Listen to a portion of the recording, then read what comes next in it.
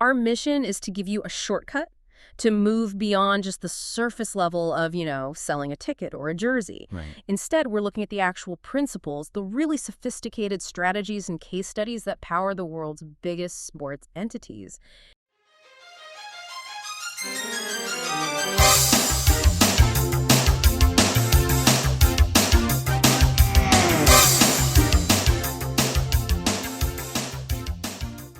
The business of sports, really exploring the whole framework of global sports marketing. It's about how a team transforms from, a local game into a global, personalized brand experience. And that transformation, it really starts with the core definition. Sports marketing is essentially the strategic promotion of events, teams, players, and all the related products and services. Okay. It's absolutely essential, not just for filling stadiums, but for maximizing revenue, increasing fan engagement on a global scale, and really just enhancing the profile of the whole organization. It's often overlooked in all this. The coach, yeah, leadership. The sources are so clear that coaches are these pivotal figures. They shape team performance, obviously, but they also have this huge influence on public perception and therefore the whole marketing story. So understanding these principles, it extends a leader's influence way beyond the field. All the way to the boardroom. Okay, so let's look at how they even begin to tackle such huge global audiences. The whole framework, it seems, is built on efficiency. You have to understand your market so you don't just waste resources. It all rests on 3 pillars. First is market segmentation, so identifying the different groups, then identifying the target audience, deciding which of those groups gives you the most impact, and finally market research, just constantly gathering data to fine-tune everything. And that first one, segmentation, that's the key. That's how successful organizations make sure they aren't selling the wrong thing to the wrong person. Yeah. Instead of treating all fans like one big group, they isolate these distinct pockets with very different needs. So what does that look like in practice? Let's take a football club, for example. Look at the demographic segmentation. The strategy for kids, say 5 to 12, who care about mascots and youth programs, that's all about promoting junior memberships and football camps. Okay, family stuff. Right. But then for seniors, say 56 and up, they're looking for nostalgia, comfortable seats, community. The strategy flips entirely to senior discounts and heritage events. You're selling 2 completely different experiences under the same brand. That makes perfect sense. You're selling family time in one case and legacy in the other. But is it possible to get that specific? I mean, does that level of micro-segmentation become way too expensive for, say, mid-tier clubs? Well, it becomes non-negotiable for anyone who's really chasing maximum impact because the behavior just changes so dramatically. If we look at geographic segmentation, a local fan is all about match day attendance and community stuff. But an international fan, they only care about online streaming, global merchandise, and social media. Right. You can't market stadium parking to someone on the other side of the planet. And then we get to the why they watch, the psychographics side. You have casual fans who just need, flexible tickets for a game here and there versus the avid fans who want season tickets and deep tactical analyses. And that leads to the most valuable segment of all, loyalty. This is a critical insight. If you segment based on behavior, you see frequent attendees who need loyalty rewards, sure. But then you have the truly loyal fans. And the data suggests that for long-term health, about 80% of your marketing investment should be focused right there. 80%? 80% on nurturing these loyal fans, the ones who care about the club's history, the legacy, exclusive content. You only spend the other 20% on that high-cost chase for new casual fans. So that 80-20 split is basically the bedrock of strategic investment in sports. It tells us that building a strong brand identity isn't about getting the most people. It's about investing in the deepest possible connection. And to do that, you need a strong, recognizable brand identity and very clear brand positioning that shows what makes you unique. This all has to be planned together using the marketing mix, what pros call the 4 Ps: product, price, place, and promotion. All 4 have to serve that identity. So if that loyal fan is the key target, how do you create that compelling narrative they want to invest in? It has to be about leveraging team history. And people. This is where the leader, the coach, the star player comes right back into it. The sources highlight that using players in marketing, showing their personalities, their stories, even their struggles, is a real treasure for campaigns. Yeah, fans follow the person, not just the abstract brand of the team. that coach we mentioned, their story is part of the brand's DNA. And that personality-driven connection just gets amplified like crazy by digital engagement. These efforts build that community, and they continuously reward that 80% we were just talking about. We see this evolution so clearly with the major clubs. Take Liverpool FC's digital transformation. They didn't just, make an app. They created a personalized, interactive user experience with custom notifications. And crucially, they launched LFC TV. Right, their own channel. 24/7 coverage, documentaries, fan-focused shows. It ensures that loyalty is constantly being fed with content. And Manchester City FC, they use their citizens platform not just for polls, but for actual rewards. They even use 360-degree video tech for things like virtual stadium tours. It's about creating that feeling of being there, even if you're thousands of miles away. It's all about immersion. The NFL does it too, right? But more for the in-stadium experience. They invest heavily in seamless Wi-Fi, mobile ticketing, and in-app stats and replays. It's all designed to make being there physically feel seamless and high-tech. So when we break down these digital marketing strategies, we see three critical pillars emerge. First, social media. It has to be a two-way dialogue, not a monologue. That means prioritizing comments, polls, DMs.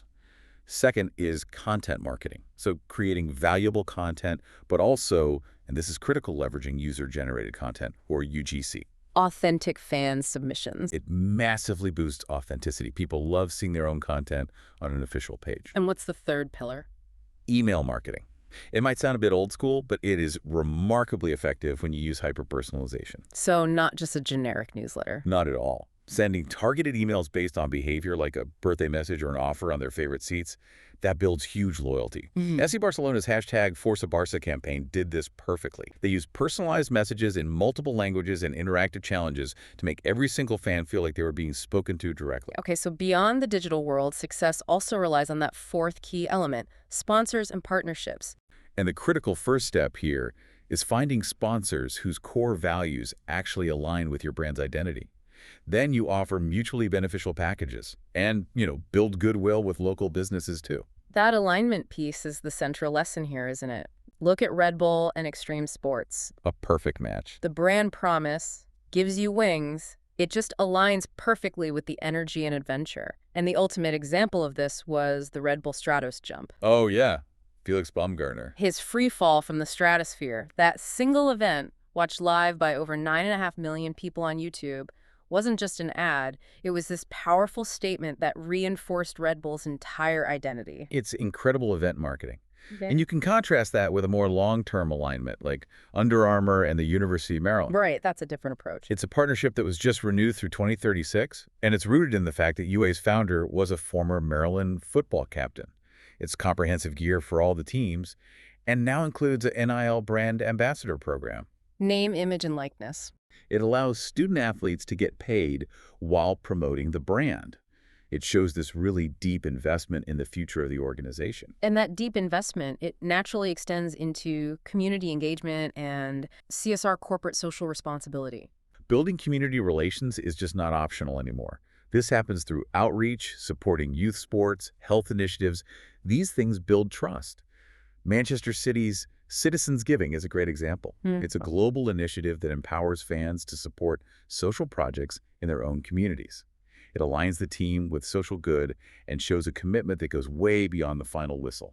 So we've kind of covered the entire framework, from segmenting the audience to funding the whole operation, but this field is moving so fast. The sources point out three big challenges facing sports marketers today. Yeah, it's constantly changing. First is just navigating the digital landscape, keeping up with tech, and critically dealing with data privacy.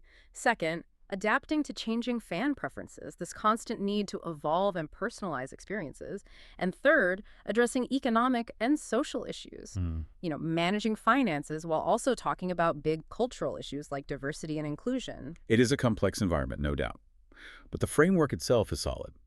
By mastering this systematic approach, from that crucial 80-20 rule on fan loyalty to smart digital strategies using UGC and personalized emails to nailing those high-impact sponsorships, any organization can really enhance its brand and engage its audience. That's the real power here. We started with this idea of shifting from a local game to a global brand, and we end with this core strategic insight.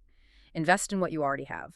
So here's your final provocative thought. We saw that smart marketing says focus 80% of your effort on your loyal fans, investing in legacy, archives, personal recognition, and only 20% on that expensive chase for new casual fans. So think about your own professional organization, or even a personal project. What aspect of it is currently neglecting that loyal 80% in favor of chasing the new 20%? What small, inexpensive step did you take, maybe right now, to start building your own legacy program for your most valuable existing audience? There are 50 slides and a 70-minute presentation from the good doctor from the Ukraine that graced our seminar experience at wafsu.org just recently. So it's a sports marketing seminar, and it has plenty of insights for people of all types of sports, especially those swimming and coaches, and it helps formulate some ideas and has some wonderful example videos as well. So please come visit us at wafsu.org and check out the sports marketing presentation.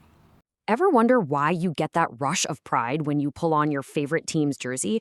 Or why a big win can just make your entire week? Well, that feeling, that deep connection, it's not just magic. It's actually a science. It's the science of sports marketing, the blueprint that turns athletes into legends and teams into full-blown dynasties. What's the secret sauce that takes a team from being just another name on the schedule to a global brand that people, literally tattoo on their bodies? It is so much more than just winning games. It's about building an entire universe that fans want to live inside of. And that whole construction project, that's sports marketing. The textbook definition is right here, promoting all this stuff to make money and get fans engaged. But let's be real. What it really is the engine that creates and fuels that emotional bond between you and the game. It's about building a community, telling a story, and giving you a reason to care that goes way beyond the final score. And every single great marketing strategy starts with a blueprint. Before a team can ever hope to win your heart, they have to understand it first. They need to know exactly who their fans are, what they care about, and what makes them show up, whether that's in the stands or just online. A huge part of that blueprint is splitting up the audience. It's definitely not a one-size-fits-all kind of deal. On one hand, you've got your casual fans. They might watch a big game, they'll follow the highlights online. And then you have the avid fans. These are the ones who know every stat, they live in the fan forums, and they plan their entire life around the game schedule.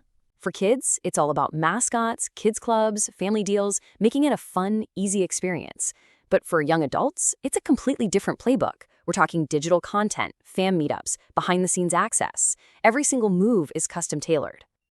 And this whole idea also applies to how long you've been a fan, right? Marketing to a new fan is a totally different game than marketing to a lifelong supporter. New fans, they need an easy on-ramp. Think fun intro content, exciting highlights. But the loyal fans, they crave depth. They want the legacy, the history, that feeling of exclusive access that really rewards them for their dedication. It is just as important to keep your core base happy as it is to bring new people in. So, once a team really understands its fans, how do they build that unbreakable bond? It's not by throwing a bunch of stats at you. It's by building a legend, a powerful story that fans can actually see themselves in. And this legend, it's built on 3 key pillars. First, you've got brand identity. What do you stand for? It's your logo, your colors, your mission. Second, brand positioning. How are you different from everybody else? Are you the scrappy underdog, the glamorous dynasty, or the cool, tech-savvy innovator? And third, brand loyalty. This is all about creating consistently awesome experiences that turn a casual viewer into a fan for life. What this all really boils down to is just masterful storytelling. It's what transforms athletes into these larger-than-life characters in some epic saga.